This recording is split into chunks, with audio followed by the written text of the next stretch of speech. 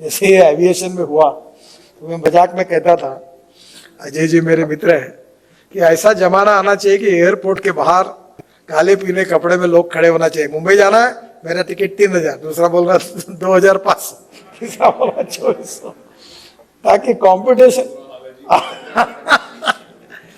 More competition more benefit to the consumer.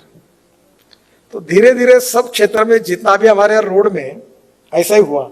आप जो कह रहे वो कॉन्ट्रैक्टर भी यही कह रहे हैं, क्योंकि कॉन्ट्रैक्टर तो मोनोपोली चाहते हैं।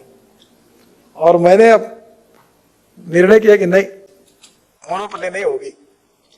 5 स्टार होटल में चाय पानी करके कार्टेल करके बैठ जाए, तू एक ले, धंधा नहीं होगा अभी। तो मैंने मजाक में कहा था कि ऐसी स्थिति आनी चाहिए कि कपड़े फटने चाहिए, इतनी झगड़ा होना चाहिए। तो अभी वो हो गया कि 25-25 लोग आ रहे, 30-30 टक्के बिलो जा रहे, वो भी स्थिति अच्छी नहीं थी। फिर मैंने अभी कुछ कंडीशन उसमें जो रिलैक्स की थी वो रोक दी।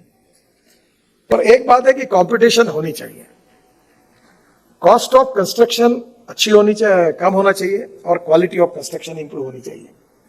अभी मैं बता रहा था कि स्टील और सीमेंट की कीमतें बढ़ी है और इंडस्ट्री रियली प्रॉब्लम फेस कर रही है। तो मैं सोचता हूं अल्टरनेटिव ढूंढना चाहिए।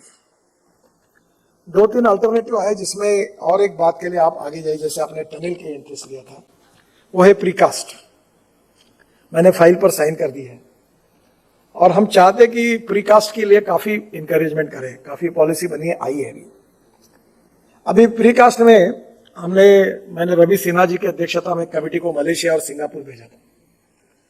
और ये जो डिस्टेंस बिटवीन 2 पियर जो 30 मीटर रहता है मेट्रो में, बाकी जगह में, अब उन्होंने किया कि जो बीच वाला बीम है उसको स्टील फाइबर में कास्ट किया, तो 120 मीटर तक जा सकता है। तो 3 पियर चले गए तो कॉस्ट 40% कम होती है।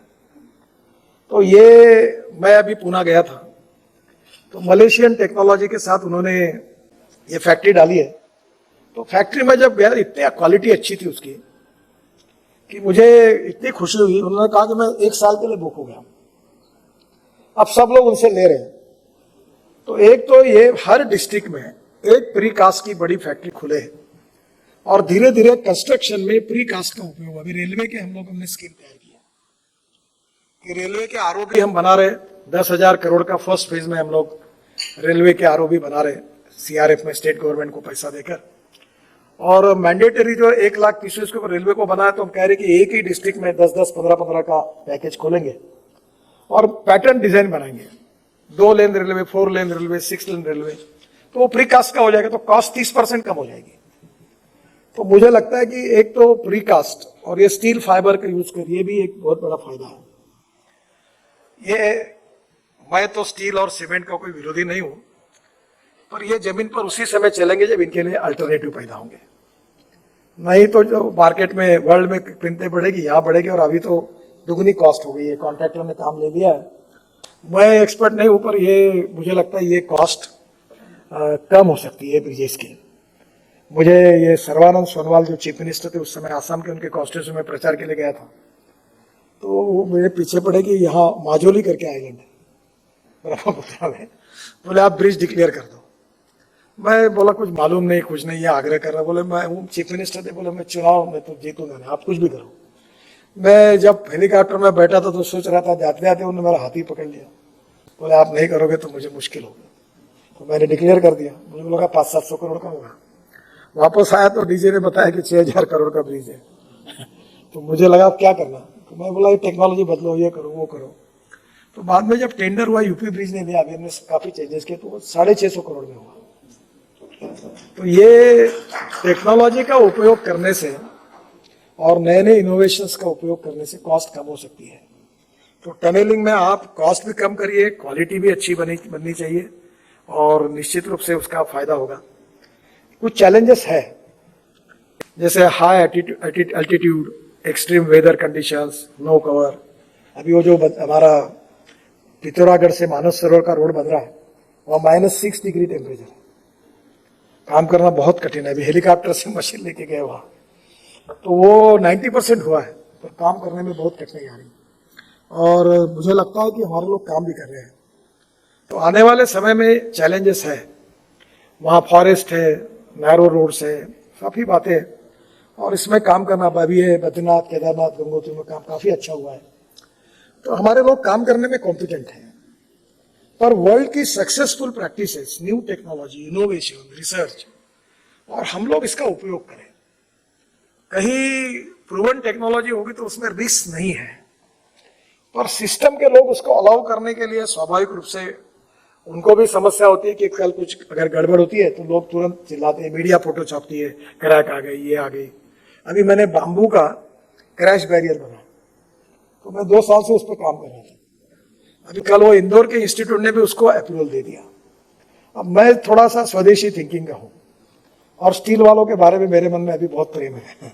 मैं स्टील और सीमेंट को यूज को मैं मिनिमाइज करना चाहता हूँ। तो क्रैश बैरियर बाम्बू का इतना अच्छा हुआ है कि गांव किसान बाम्बू तैयार करेंगे, उसके क्रैश बैरियर बनेंगे, तो क्यों हम स्टील यूज करें। और सस्ता भी होगा, लोगों को भी रोजगार मिलेगा। कॉयर हो, जूट हो, बाम्बू हो, वेस्ट में प्लास्टिक हो, रबर हो, बिटुमेन हम इंपोर्ट करते हैं।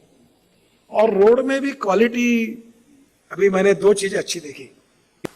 ये जीआर वाले बैठे, इनका रोड बहुत अच्छा हुआ मुंबई दिल्ली में, तो मुझे फर्क ध्यान में आया। बाकी बिटुमेन रोड नहीं हुए अच्छे। मैंने कहा ये चेक करो क्या हुआ है। और बड़ौदा के पास वो पटेल इंजीनियरिंग ने प्रीकास्ट का काम किया था, उसकी क्वालिटी एकदम अच्छी थी। तो नेचुरली धीरे धीरे क्वालिटी में हम अच्छे कैसे हो, और कॉस्ट ऑफ कंस्ट्रक्शन में हम कम कैसे हो। जैसे आप कॉन्ट्रैक्ट ले, तो मुझे लगता है कि इन सब बातों के बारे में टेक्निकली जो डिटेल है, जो टनलिंग के लिए है, विशेष रूप से मुझे खुशी है कि हम लोग जो ये टनलिंग के काम कर रहे हैं, इसमें जो कंस्ट्रक्शन इक्विपमेंट मैन्युफैक्चरिंग इंडस्ट्री है, इसका भी आप एक बार सेमिनार करिए। मैं उनके साथ बैठा हूँ और मैंने उनको पीछे पड़ा हूँ कि डीजल बंद करो। अभी ये जेसीबी ने एक जेसीबी सीएनजी और डीजल ऐसा बनाया, तो उनको रशिया का बहुत बड़ा ऑर्डर मिल गया। मेरे कारण मैं पीछे पड़ा उनको ये बदलो।